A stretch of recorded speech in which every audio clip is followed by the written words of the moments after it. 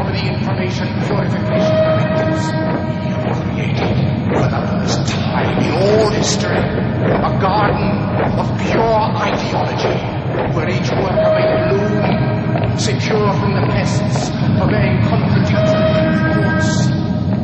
Unification of thoughts is more powerful a weapon than any fleet or army on earth. We are one people, with one will, one resolve, one cause.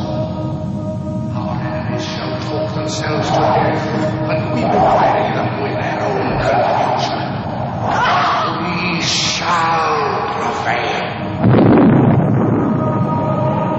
On January 24th, Apple Computer will introduce Macintosh.